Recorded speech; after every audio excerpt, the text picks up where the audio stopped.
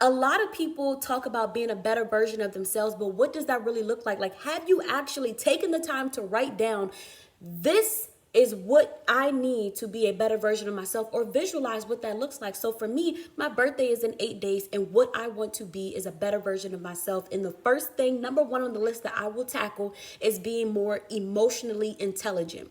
So I'm a perfectionist. I'm not proud of it. It sounds good to put on a resume, like, oh, my struggle, my pain is I'm just, trying to be perfect. It's not something I'm proud of.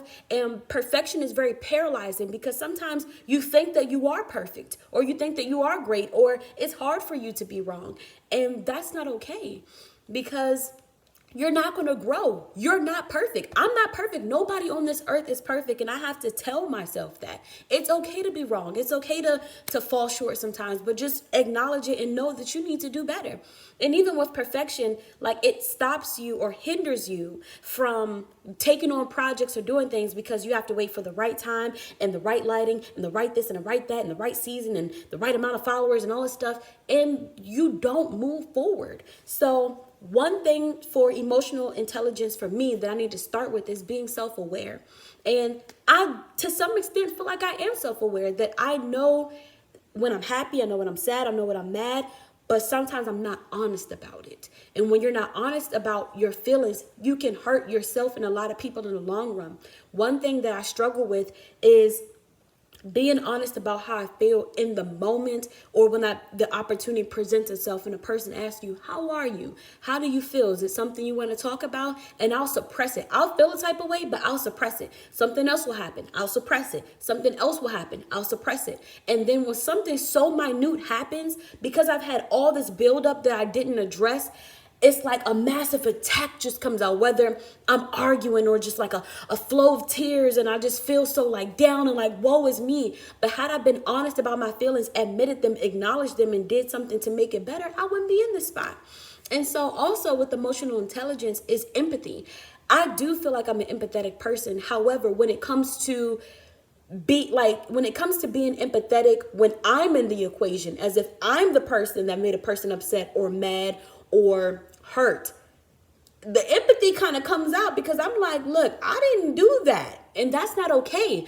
And to be empathetic is to really understand, admit, acknowledge, and see that your actions may have actually hurt the other person and how they hurt that person. And then also being aware of the external factors that can occur that would make a person feel a type of way as well.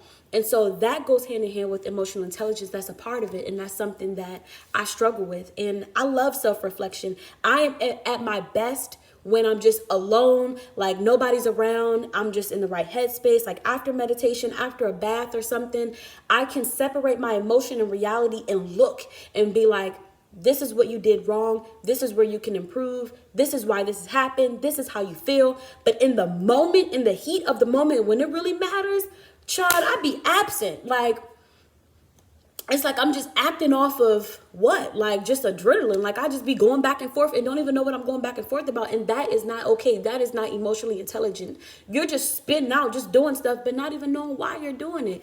And so for me, that's something that I really have to work on. And it felt good, like being able to admit it. And it's one thing to admit. You could say words, but it's like, is there emotion behind those words? Are those words really empty? Do you really feel like you could be better, that you did wrong?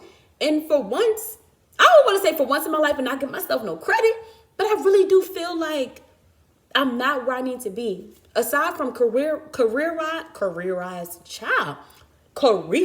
wise, aside from that, or like my weight not being where I want it to be, like being a better person trumps all. Like all the stuff that's in the world, it don't mean nothing anywhere else but on earth. And so being a good person, like my soul, my spirit, that is what's important to me. And that's my gift to myself, being a better version of me. So I'm going to update y'all in 8 days and we're going to see where I'm at with it. So stay tuned.